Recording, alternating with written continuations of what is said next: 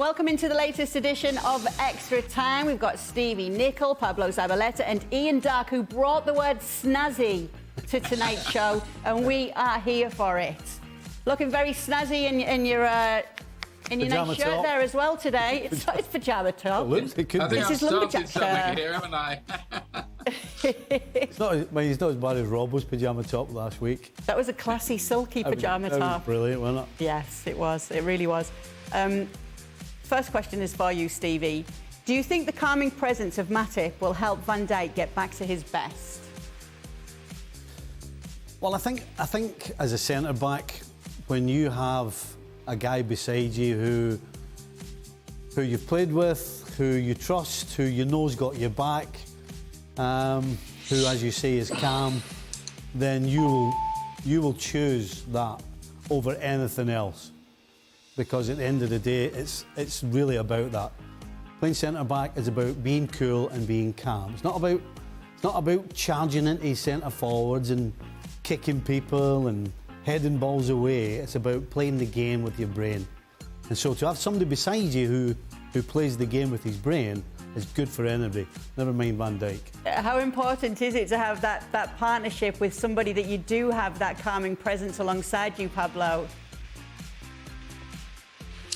Well, that's always really important. Especially, I will never forget Vincent Kompany. He was one of those players that always made me feel really secure at the back, a real leader.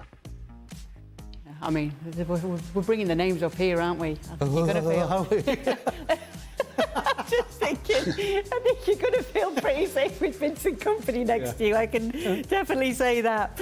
Pablo, who was the most intimidating player you played with?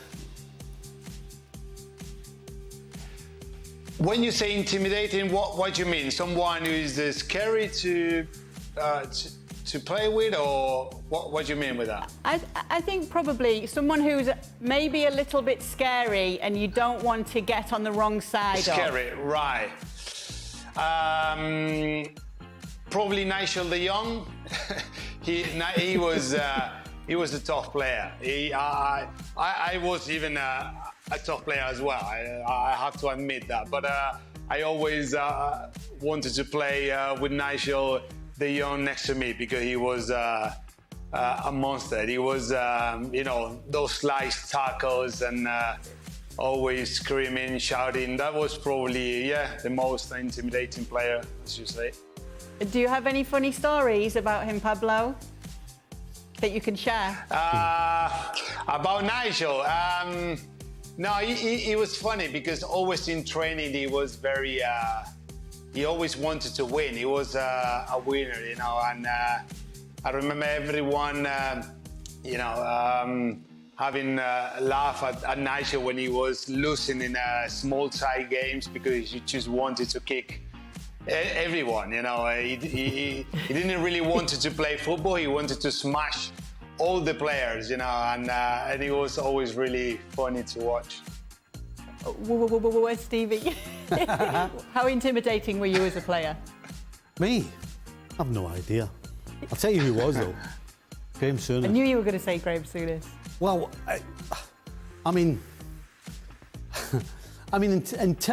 it would be intimidating to play against, no question, because, no nonsense. If you wanted a game of football, he would outplay you. If you wanted to fight, then that was a bad idea, because he would outfight you. But he intimidated you when you played with him because you wanted to make sure you did everything right for him. I mean, when you look up to a player as much as I looked up to him and Dalglish and Hansen, you want to make sure you give them a good pass, and you want to make sure you give them a good ball, and you want to make sure you're there for them because you knew that they were there for you. And that's what Souness was there for everybody on his team. It didn't matter what it was. If you look at any games where there's any scraps or any fouls or anything going on, there's one guy there who's fighting for everybody, and that's him. Do you know what?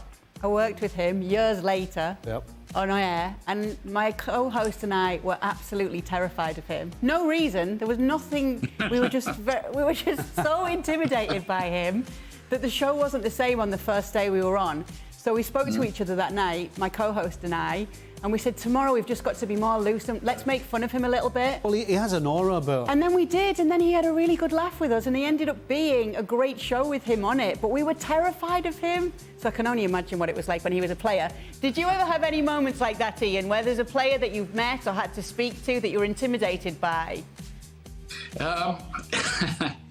Well, quite a few. If you think back, really, I mean, Stevie will understand this. I think, now you talk about intimidating players, but I think the game was probably a lot more frightening. Before there were so many yellow and red cards, you could get away with a lot more. I think every team had a hatchet man. If you go back, if you get a chance, you can go through social media or YouTube or whatever. Go and watch the 1988 Cup final in the opening seconds when Vinnie Jones wipes out Steve McMahon. I mean, it was 3 red cards in the first 10 seconds of the game. The game just carried on. And it was often like that. The Leeds team had some nasty people. Every team had somebody who could be pretty brutal. I mean, Graham Souness, you mentioned him. He was frightening as well. I mean, you wouldn't argue with him on the phone. And there, I think, a lot of people like that in the game. It's a hard and ruthless game, and people are trying to win. But I think you get away with a whole lot less now because of the cameras, and yellow and red cards are handed out like confetti. Players today have no idea what a physical battle is. They can no understand them. And actually, there was a time when, if you go, we would call it in football getting done. Right. And basically, what happens is there's a ball between 2 players, and nobody's giving up, right? And there are certain things you do to make sure you don't get hurt, and the other guy gets it. And if you ended up, because we've all ended up on the wrong side of these challenges, everybody, regardless of how good or bad you are at doing it, you learn because you get caught yourself. And when you get caught and you're the one hobbling away, it's not crying to the referee or complaining about the guy that did it. You're annoyed at yourself because you put yourself in that position that you got done. That's how it was. That's what you call a physical game. When somebody does you and you blame yourself because you didn't do them, and you put yourself in a position where you were going to get hurt. That was the mentality. These players today have no idea what a physical challenge is. Although Pablo is obviously a different generation of players, but Pablo, as an Argentine footballer, you've got to be tough, haven't you? Hey, I like physical football. I was a tough player as well. I used to like interest run tackles and all that, but I have to say, if you look back, in the 80s, and especially in English football, as Steve say, I saw many times when I was in England, game from that time, and everyone was just kicking everybody, not playing football, and you can really go away with no yellows or red card. But these days, of course, with the VR technology and referee, it's different. Football becomes very soft these days, but at the end of the day, I think that's good. I don't want to see football from 20, 25 years ago. Actually, it leads us perfectly to the next question, Pablo. What were the major culture shocks you faced as an Argentine, both in Spain and in England? Did Espanyol or Manchester City make special efforts to settle international players and their families into the areas? Well, a big difference, yes.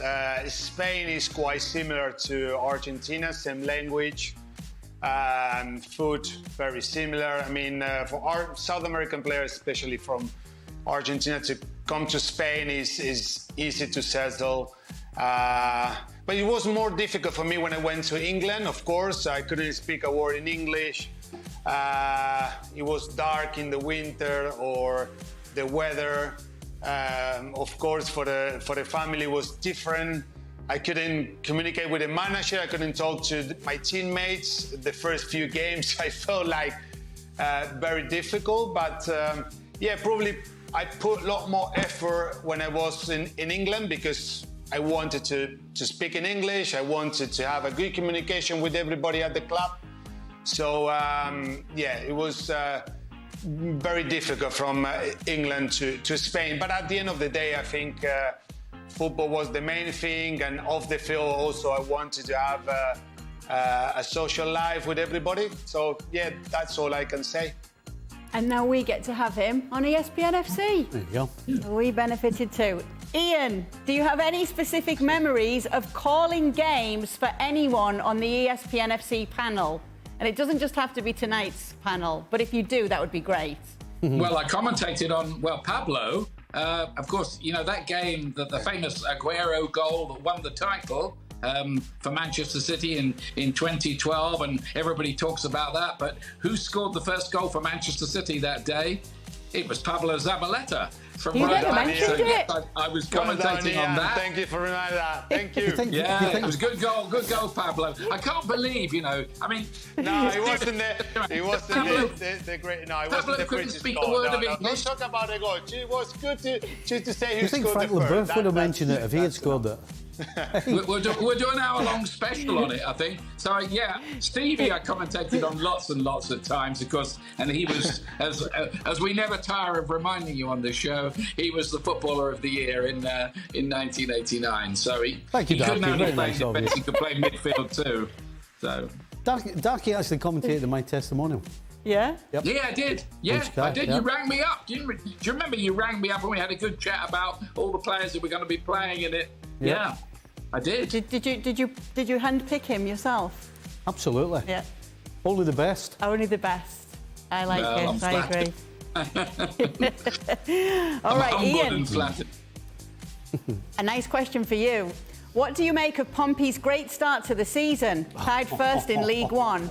Do you think they have a realistic shot at getting back up to the Championship next year? Somebody's going to go like that. Yeah, Off the balloon. they do have a realistic shot. Yeah, they do have a realistic shot. And Stevie will remember Pompey as well, because he played them in that FA Cup semi-final in 1992, where Liverpool got through on penalties. And then they always got a terrible shot from Pompey. But to answer the question, look, they made a great start. They've made a great start, and they'll definitely be up there, I think, at the end. I'll put it no stronger than that. But it is really good to see that at last they're making a serious effort to get up in the Championship, which is where they belong.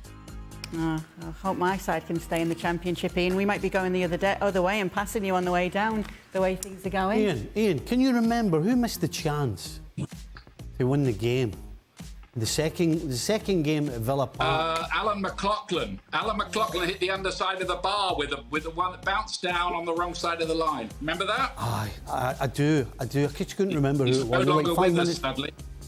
Aye, 5 minutes to go, and then we actually should have got beaten the first game at Highbury.